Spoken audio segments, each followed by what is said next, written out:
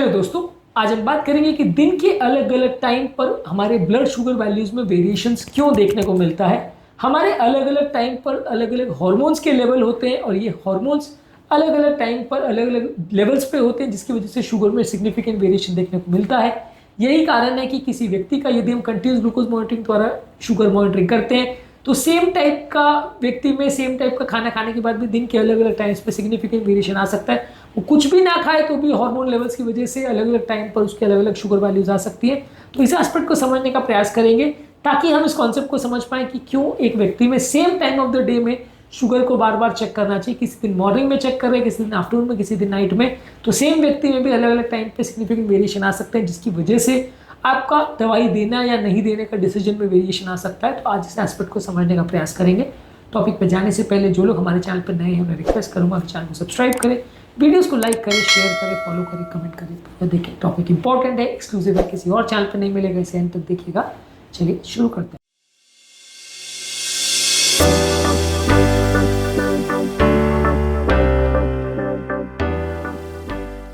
सबसे पहले जरूरी है कि जब व्यक्ति सो के उठता है, यानी सुबह की पहली किरण के साथ जब आदमी उठता है, उस टाइम पे उसका शुगर वैल्यूज भी बहुत ज़्यादा बढ़ता है। इस समय बॉडी में कॉर्टिसोल, ग्रोथ हार्मोन्स और ग्लूकागॉन ज़्यादा होते हैं। बॉडी में अलग अलग तरह के हार्मोन सिक्रीशन ज़्यादा होते हैं। ये सारे जो हार्मोन्स हैं हमारे ग्लूकोज लेवल्स को बढ़ाते हैं।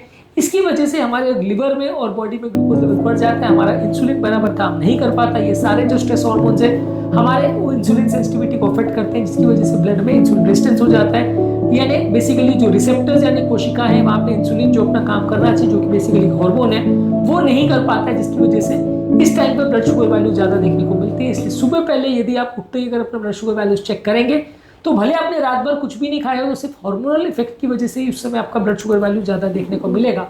ये चीज़ सिंपल ब्लड शुगर टेस्टिंग में आपको उतना नहीं पता चलेगा, लेकिन जब आप कंटिन्यूस ग्लूकोज मॉनिटरिंग करेंगे तब आप ये पाएंगे कि पूरी रात तो आपका शुगर वैल्यू लो था, लेकिन जैसे ही आप सुबह उठे आपने कुछ भी नहीं खाया फिर भी आपका शुगर वैल्यू सडनली बढ़ गया, यानी 60, 70, 80 जो भी था उससे सीधा 120 पे पहुंच गया। तो ये हार्मोन्स का इफेक्ट है कि सुबह उठते ही ये हार्मोन सडनली ज़्यादा बनने लगते हैं बिना किसी ट्रिगर के, जिसकी वजह से शुगर वैल्यू सुबह पहले जब हम चेक करते हैं तो थोड़ा ज़्यादा मिलेगा। इसके अलावा जब हम मॉर्निंग में हम क्या खा रहे हैं, रात भर हमने क्या खाया था, कितने बजे रात का डिनर किया, तो उसके हिसाब से भी हमारे शुगर वैल्यूज में वेरिएशन आ सकता है। मॉर्निंग का हम ब्रेकफास्ट क्या कर रहे हैं, कितने बजे कर रहे हैं, ये भी हमारे इंसुलिन रिस्क को अफेक्ट कर सकता है। इसके हिसाब से भी हमारे ब्लड शुगर में कितनी वेरिएशंस आ सकती हैं वो डिपेंड करता है। अगर हम नाश्ता अलग अलग तरह का करते हैं तो अलग अलग तरह के नाश्ते से हमारे शुगर वैल्यूज में सिग्निफिकेंट डिफरेंस देखने को मिल सकता है। और प्रैक्टिकली अगर हम हार्मोन्स की अगर सिर्फ बात करें तो हार्मोन्स का लेवल ज़्यादा रहता है मॉर्निंग के टाइम पे, इसलिए शुगर वैल्यू ज़्यादा मिलेगी। इसके बाद रात को क्या खाया था, सुबह क्या खाया था और क्या नाश्ता में किया क्या नहीं किया, उसका तो सिग्निफिकेंट वेरिएशन हर व्यक्ति में वैसे भी देखने को मिलता है। पोस्ट मील शुगर चाहे आप लंच के बाद चेक करो या डिनर के बाद चेक करो, ये ज़्यादातर मैक्सिमम पीक शुगर वैल्यूज का 1 से 2 घंटे के बीच में होता है और 2 घंटे के बाद ये शुगर कम होने लगता है। अगर किसी व्यक्ति ने ऐसा फूड प्रोडक्ट खाया जिसमें बहुत ज़्यादा शुगर है या वो व्यक्ति डायबिटीज़ है, उसका इंसुलिन प्रोडक्शन कॉम्प्रोमाइज है, तो वैसे व्यक्ति का शुगर कई घंटों तक भी बढ़ा रह सकता है और बहुत ज़्यादा भी बढ़ा हो सकता है। नॉर्मल व्यक्ति का एक पर्टिकुलर खाद्य पदार्थ को खाने के बाद 20, 30, 40 शुगर अगर बढ़ेगा तो डायबिटीज में और ज़्यादा भी बढ़ सकता है। ये सारी चीज़ों को कंटिन्यूस ग्लूकोज मॉनिटरिंग टेक्निक द्वारा हमने अपने बहुत सारे शॉर्ट्स में डॉक्यूमेंट भी किया है, जो कि हमारे चैनल पर अवेलेबल है कि डायबिटिक पेशेंट में ये शुगर वैल्यू ज़्यादा होती हैं और कुछ पर्टिकुलर खाद्य पदार्थों के बाद ये शुगर वैल्यू ज़्यादा शूटअप करती हैं। ये बहुत सारे फैक्टर्स पर डिपेंड करता है कि आपने क्या खाया, उसका ग्लाइसेमिक इंडेक्स था, क्या क्या चीज़ों का कॉम्बिनेशन खाया, उसमें कार्बोहाइड्रेट कितना था, फैट्स कितना था, फाइबर कितना था। सेम तरह के खाद्य पदार्थ को भी अगर अलग अलग कॉम्बिनेशन के साथ खाएं, यानी कि किसी दिन आप फैट को के साथ खाएं, किसी दिन आप फैट्स और फाइबर्स के साथ खाएं, किसी दिन आप सिर्फ कार्बोहाइड्रेट खा रहे हैं, तो अलग अलग खाद्य पदार्थों को अलग अलग कॉम्बिनेशन के फूड प्रोडक्ट्स के साथ अगर आप खाते हैं तो सिग्निफिकेंट डिफरेंस देखने को मिल सकता है। तो खाद्य पदार्थ को आप क्या चीज़ के साथ खा रहे हैं, कितनी मात्रा में खा रहे हैं, कब खा रहे हैं और कितनी तरह की चीज़ों को आप खा रहे हैं, ये सारी चीज़ें अफेक्ट करेंगी आपके ब्लड शुगर वैल्यूज़ को। और अलग अलग तरह के खाद्य पदार्थों के हिसाब से और आपकी बॉडी का इंसुलिन रेजिस्टेंस कैसा है, आपका खुद का डायबिटीज़ कैसा है, ये सारी चीज़ें अफेक्ट करेंगी आपके ब्लड शुगर वैल्यूज़ को खाना खाने के बाद। इसके अलावा अगर आफ्टरनून लेवल्स की हम बात करें यानी दोपहर की, तो हार्मोन्स का लेवल दोपहर को थोड़ा कम रहता है। इस टाइम पे हमारा इंसुलिन सेंसिटिविटी ज़्यादा होता है।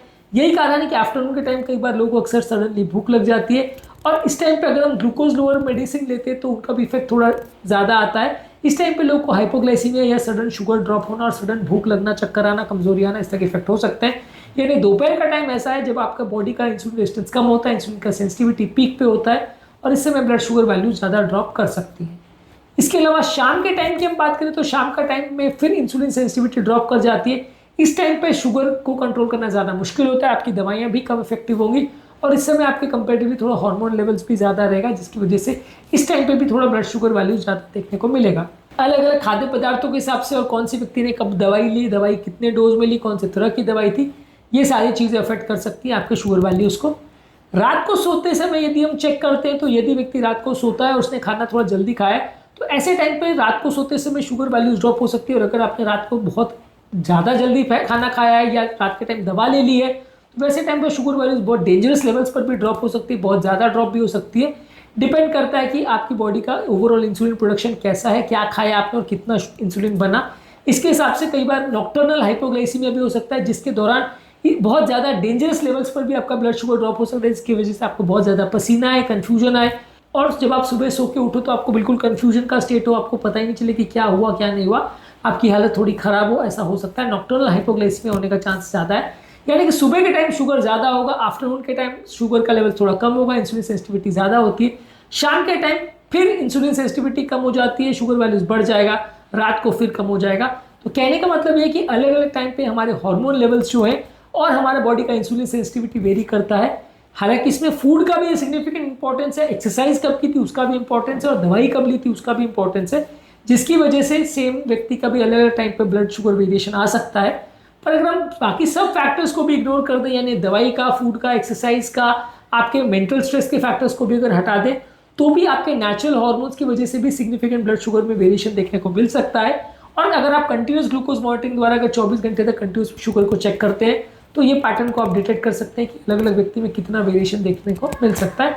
और ये वेरिएशन हर व्यक्ति में सेम होगा ऐसा ज़रूरी नहीं है, अलग अलग व्यक्तियों में अलग अलग हो सकता है।